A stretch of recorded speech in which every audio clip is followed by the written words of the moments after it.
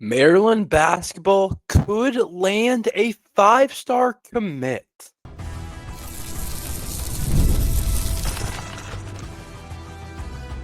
You are Locked On Terps, your daily podcast on the Maryland Terps, part of the Locked On Podcast Network. Your team every day.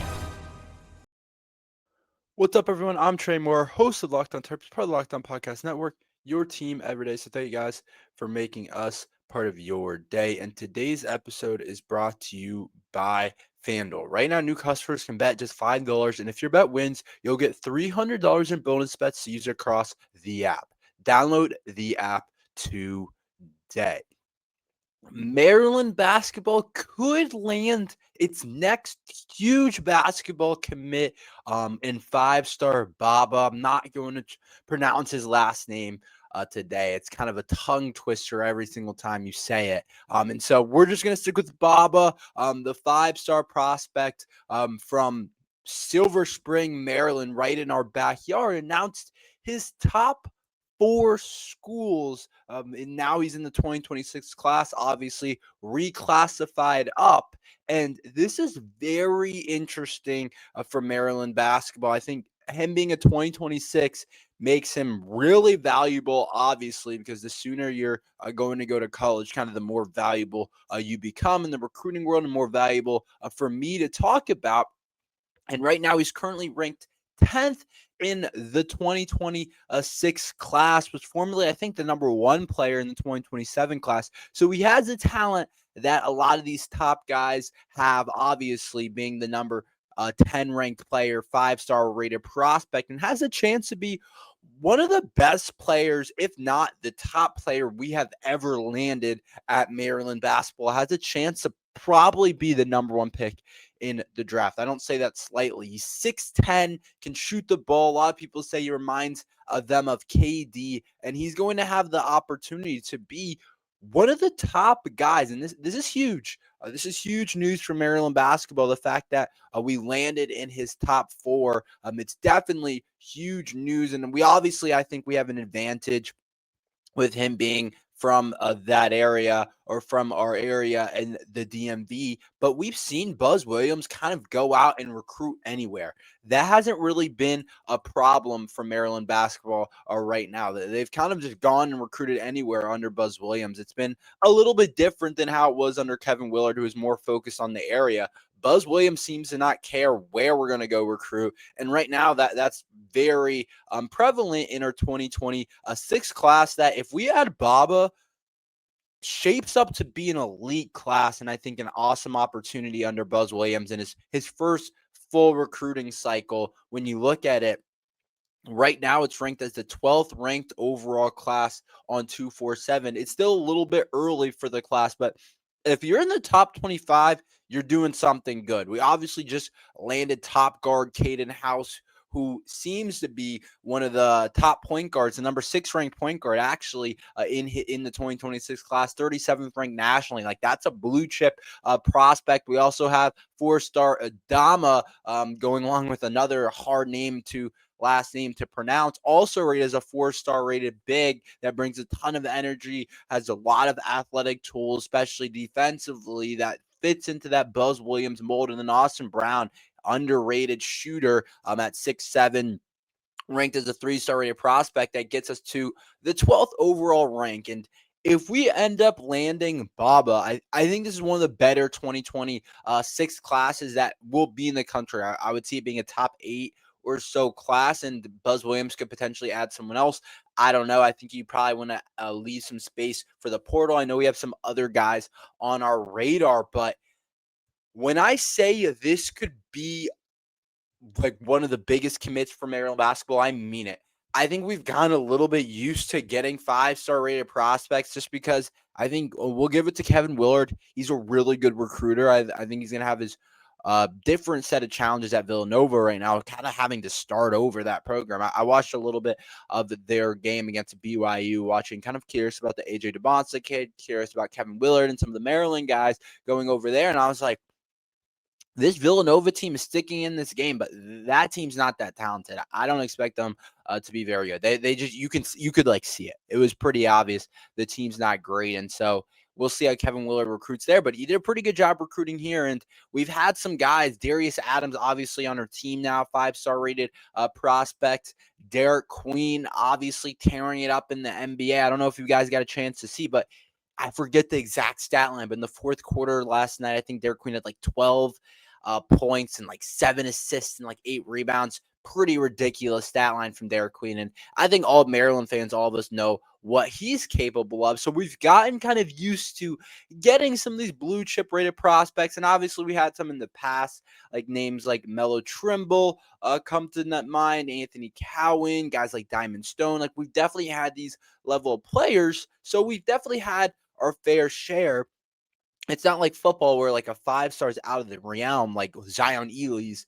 Just like it's like what we got him, but this guy has a chance to be, I think, long-term potential better than every single one of those guys. I really believe that, and I think Derek Queen's the main one right now, tearing it up in the NBA along with Aaron Wiggins. This guy has a chance to be better than all of that. Like he legit has tools to be like. I'm not saying he's going to be KD, but he has those types of those types of tools at 6'10 with a frame you just can't teach with the way that he can move, the way that he can score. It's just something you really can't make up. And so I'm definitely excited that we're in his top 4. And just to let you guys know his top 4s, it's Kentucky, Georgetown, which is really interesting because that's another school, obviously, right in his backyard, hometown school as well. And then Maryland, obviously, and then Arkansas. So we got to recruit against John Calipari, which is always interesting because he has a proven track record with these types of players. But I like our chances. I do. He came out with that video at the University of Maryland. You know he's familiar. He still is at James Hubert Blake, which is a high school in Silver Spring, Maryland, which makes me feel like he likes being home because there's been plenty of opportunity for him to go to one of these prep basketball schools. You guys know the names like the Montforts of the world, schools like that. He's had plenty of opportunities to go to those types of places, and instead he stuck it out with Maryland basketball or with his high school basketball team. So part of me believes that he'll end up sticking it out with Maryland basketball. I think some of it will depend on the NIL package. I just don't know too much about what Maryland's going to give him or offer him versus some of those other schools might be able to scrape up a little bit more money. I could see a school like Kentucky being able to do that. So we'll just have to see.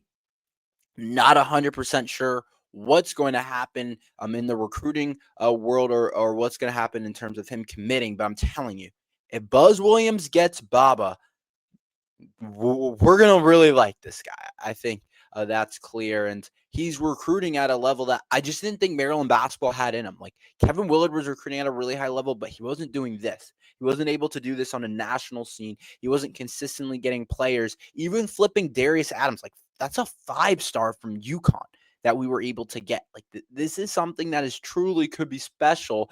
And we'll see how this season goes, but I really like where this thing's going in terms of the players that we're getting, and having the opportunity to land a kid like this could be really awesome and could be one of those guys that night in and night out, it's just someone that the entire country pays attention to. Like, how now, like BYU basketball, yeah, we were excited, or they were like, they've been good over the past year or so, or whatever, been a pretty good team. But now it's like a lot of people are tuning in to watch AJ DeBonsta. Like, who is really watching BYU basketball? Now we have people really watching. Like that could be true for Maryland basketball, where I think it's not, we're not Duke or Kentucky. Like the ratings are going to be super high, but when you have a player like that, people might really, the national scene might really pay attention. So I do think it's a really interesting player, a really interesting kind of player type as well. You just don't see talented. As great as Derek Queen was, he wasn't this type of talent. Like Derek Queen is a really high IQ player with size and skill, but Baba has some things you just can't teach with his size, his athleticism, his basketball build that you just can't teach. And we haven't really seen that in a player for a while. We'd probably only get him for one season, but has a chance to be a really special, remarkable season for Maryland basketball. So I think that could be really exciting for the Terps to potentially land. Maryland football, we haven't talked a ton about them. A very winnable game this weekend. We have to talk a little bit about it. We'll talk about Mike Locksley. We'll talk about a couple other things with football. We'll talk about that next. The NBA is back, and there's no better place to get in on the action than FanDuel, the official sports betting partner of the NBA. Even if you miss the start of a game or you want to ride the hot hand, FanDuel has live bets on everything from who will score next to fourth quarter comebacks. Plus, you can even combine your live bets into same game parlays for a shot at a bigger payout. It keeps every game exciting, especially when your team's making that late push. And right now, FanDuel is giving new customers $300 in bonus bets when your first $5 bet wins. Head to FanDuel.com to sign up today and play your game with FanDuel, the official sports betting partner of the NBA. So let's talk a little Maryland football. So it's clearly backtracking. It's clearly not going well, but we have a really good opportunity this weekend. I know a lot of fans aren't going to want to hear this. It's a really good opportunity to win a football game, to just keep it light, to keep it honest, to keep it real. It's a real opportunity to win a football game. And we're clearly struggling bad with, we're on a losing streak. We can't seem to catch a break. We can't really beat anybody. And this Rutgers team that we're playing this weekend is bad. There's no other way to put it. It's a bad football team. It's definitely not a great team this year at all right now. They've only won one Big Ten game against Purdue, and Purdue's not very good themselves, where they won that game by 3. But if you go through their scores, they've been pretty bad all year. And so Maryland's going to have the chance to hit the win column, I think. And this is probably arguably our most winnable game of the year. Maybe you could say Michigan State later on, who's kind of struck disaster as well. But this Rutgers team has been really bad. If you just look at some of their scores this year, it's definitely been pretty bad. The first game of the season, they beat Ohio only by 3. They lost to Iowa by 10, lost to Minnesota by 3, lost to Washington by 20, lost to Oregon by 46, beat Purdue by 3, lost to Illinois by 22. So they've only won one Big Ten game. So I think it's a very similar team as us. I don't want to say we've put together a much better resume than they have, but I think it's a really similar team than us, a team that just doesn't have a ton of kind of put together, confident talent that you feel great about. I think they have some good players in spots. Their quarterback's interesting. He's back. I don't think he's had the best year or the worst year ever. The kid, Ethan, he's thrown for 2,476 yards, completing 62% completions, 13 touchdowns and 5 interceptions. Like, that doesn't sound that bad when you really look at it. But I think when you look at their team so far this year, they've just had struggles in different parts of their football team. I think one part that you can point to pretty quickly is their defense has been bad all year. Defense has been pretty bad. Like, the amount of points that their defense is giving up, it's pretty bad. Like, their offense hasn't necessarily been that bad besides a couple games. Like, they didn't play well against Oregon. Like, who plays well against Oregon? They didn't play great against Washington. Other than that, in Illinois, but other than that, they played pretty well. But their defense has been consistently pretty bad. Like, first game of the season, giving up 31 to Ohio, giving up 38 to Iowa, 31 to Minnesota, 38 to Washington, 56 to Oregon, 35 to Illinois, 24 to Purdue. They're giving up a lot of points defensively, and that's probably the number one place I point to, and I'm like, okay, they're not very good defensively. I think they lack a pass rush completely. They're just not going to get much pressure on us, which I think is huge for Malik Washington. It's an opportunity for Malik Washington to be comfortable in the pocket, to actually have the opportunity to make some throws. So we'll have to see. And I think this is maybe exactly what Malik Washington needs after there's a regression going on. I mean, I think we can all call it spade a spade, and it's not necessarily his fault. We continue to put worse products on the field surround him, and I don't want to blame him at all. But we can call it spade a spade. I think there's a real opportunity for us to put up some points offensively. And this offense isn't anything to write home about. I do think they have some good players at some key positions, but I don't think it's anything to be scary about. They have a couple of definitely leaders on their offense that's getting the job done, like this kid KJ Duff, leading receiver, 51 receptions, 854 yards, 6 touchdowns. He's looked really good. And then their running back Antoine Raymond, 760 yards, 4.8 average, 10 touchdowns. Like, they have some guys offensively that can do some things. I just think defensively, I don't think they're going to get very much pass rush at all. And so I think that'll definitely help Maryland football overall with this game.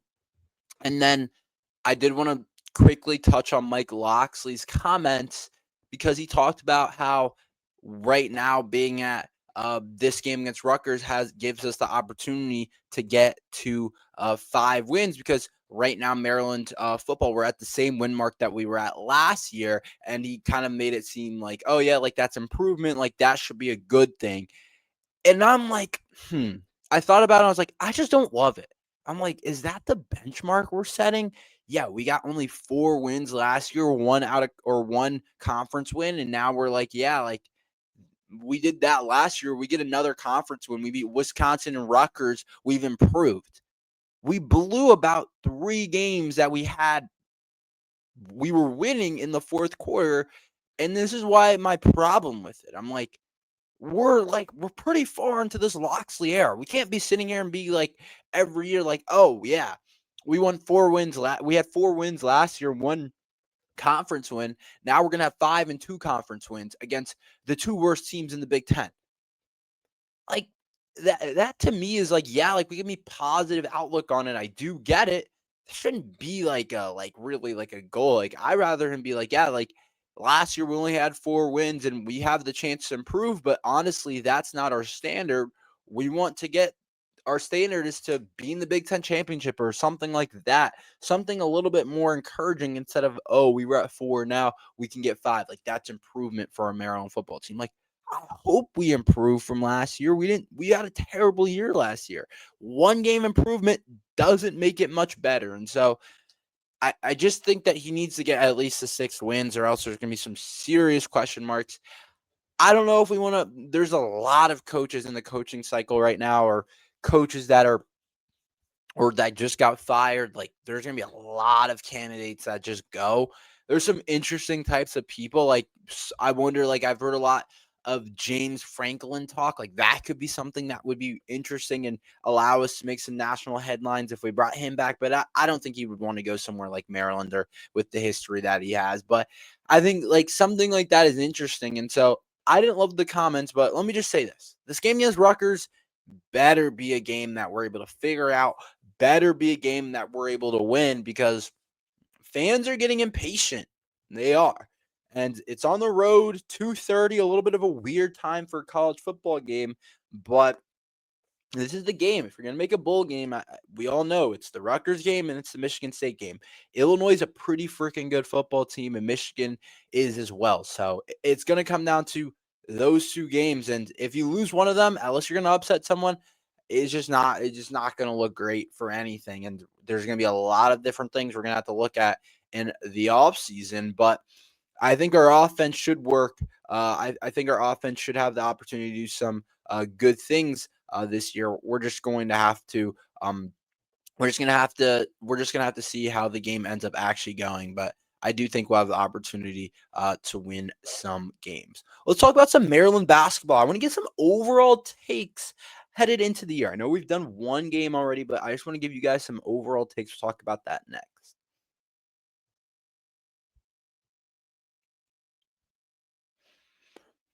So Maryland basketball obviously plays Georgetown on Friday. But before we get into the season, I know we have 1 game already under our belt. I just want to give some general takes, because I feel like I've been so focused on football, I haven't really been able to say some predictions so far from Maryland basketball. So we'll end today's episode with doing that. I'm going to start with this. I think my number 1 prediction is Buzz Williams has a great year, gets us in the tournament, I'll say at a 7 seed, which I think is perfectly fine with me for year one under Buzz Williams. And there's a lot of energy about the Buzz Williams era. People are excited.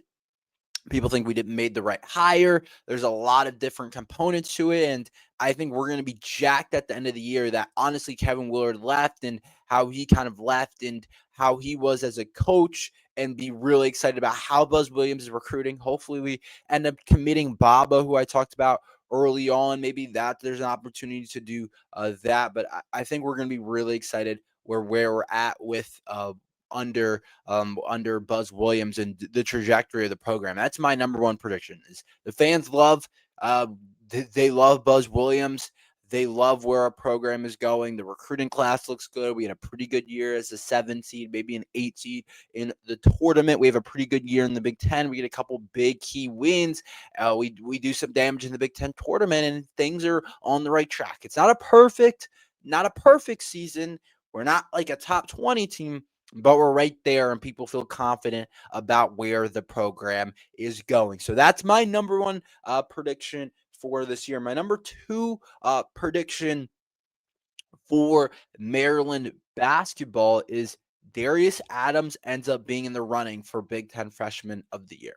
Not saying he gets it. I think he ends up being in the running. As long as he gets more efficient, as long as he does some things a little bit better, shoots the ball a little bit better, which I think he has the potential to do, the way he moves and the talent that he kind of seems to have that I didn't quite realize. Like, I kind of thought of him as, maybe he's more of a spot up guy or something like that. Like, I didn't think of him as much of a like slashing guy that can get downhill as much as he can, but he absolutely can do that. And I think I'm looking at him as a guy that could be in the running for Freshman of the Year in the Big Ten. I think there's absolutely have that capability. I think you could argue he's our second best player. And so that's my next prediction. I think we have another kid that I'm not saying he wins it, but I think he's going to be in the running for Big Ten Freshman of the Year. I think they have that all freshman team. I think he'll be on that for sure.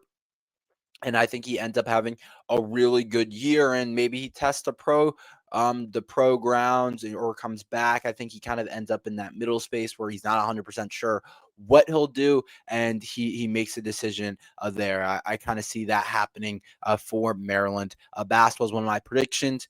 My next one is Pharrell Payne, first team All Big Ten. This is one that I feel good about. The Texas A&M, the former Texas A&M star that came over with Buzz Williams. He's just really good.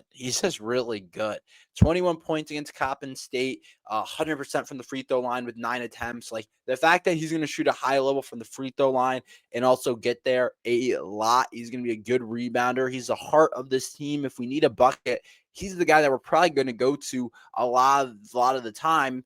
I think he combines, I think he combines a little bit of Derek Queen and Julian Reese. I think he's closer to Julian Reese than he is to Derek Queen, but I think he can score. I think he can defend, shot block, all those different things that we need him to do. Smart basketball player that's been around for a while. I think he's going to be really good for Alpine for us, and is a really big pickup for us as well. And my last one is the guy that I think will surprise us. Like, I think Darius Adams being really good and Pharrell Payne being really good is kind of the expectation. But kind of based off of what I watched on Coppin State and knowing how high-level recruit this guy was, Andre Mills, his body type, his athleticism, and if that shot is improved like it was on, what was that, yesterday, I guess, if his shot looks like that again, I think we're going to have the opportunity to be pretty good. Or was that 2 days ago? I don't know why I'm forgetting when the game was. That was 2 days ago, not yesterday, the day before that. But I like the way Andre Mills looked. I think he could be a guy for us, and he ends up being kind of the guy that blasts onto the scene, looks really good, does some big things for Maryland basketball, and we're like, that guy's pretty good. So those are my couple predictions that I can see happening, and so we'll see exactly what ends up happening. But that's all we have for today. Thank you guys for listening to Locked On Terps. Make sure you guys like and subscribe. We're here every day talking Maryland football and basketball, so thank you guys for listening to Locked On Terps.